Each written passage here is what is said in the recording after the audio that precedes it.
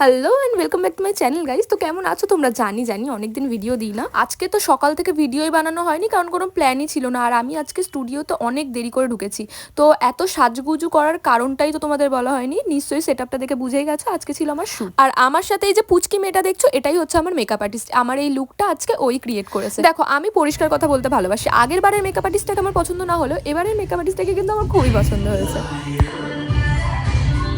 চলো তোমাদের সাথে একটা গল্পই শেয়ার। আগেবারে মেকআপ আর্টিস্ট যিনি ছিলেন, উনি কি করেছিল, সেট ওয়েট জেল একদম চিরুনির মধ্যে চুবিয়ে আমার স্ক্যাল্পে লাগানোর চেষ্টা করেছিল, যার কারণে আমি রেগে গেছিলাম। আচ্ছা, অনেক ছেলেই তো আমার ভিডিও দেখো, তো তাদের মধ্যে যারা যারা জানো না যে সেট ওয়েট জেল যদি কেউ স্ক্যাল্পে ইউজ করে থাকো, তাদের কিন্তু টাক পড়া অনিবার্য, ঠিক আছে? তাই আগে থেকে অ্যালার্ট করে দিলাম। তো যাই হোক, এত কথা বলতে বলতে আমার শ্যুটটা তো কমপ্লিট হয়ে গেছে। আমার মেমেন্টোটা ধরে যেই মেয়েটা বসে আছে, সেটা কে বলো তো? সেটা হচ্ছে আমার বোন। আর ওকে আমি আজকে প্রথমবার আমার শ্যুটে নিয়ে গেছিলাম। সারাদিন তো আমার সাথে শ্যুটের ওখানে বসে বসে বোর হয়েছে, তাই ভাবলাম চলো ওকে একটু ঘুরিয়ে আনা যাক। ওকে ঘোরানোর সাথে সাথে তো আমারও পেট পুজো হয়ে যাবে, তাই চলে এসেছিলাম নিউ টাউনের ওয়াকিং স্ট্রিট। ওয়াও মোমো থেকে অর্ডার করে নিয়েছিলাম মোমো, বার্গার আর কোক। টাকা ধ্বংস করে জঘন্য কোনো খাবার খাওয়ার ইচ্ছে থাকলে ওয়াও মোমোর এই বার্গারটা ট্রাই করে দেখতে পারো। রিসেন্টলি আমার গুগল ম্যাপের একটা ভিডিও খুব ভাইরাল হয়েছে, বাট সেই ভিডিওটাতে এত হেট পাবো আমি সত্যি কোনোদিন ভাবিনি।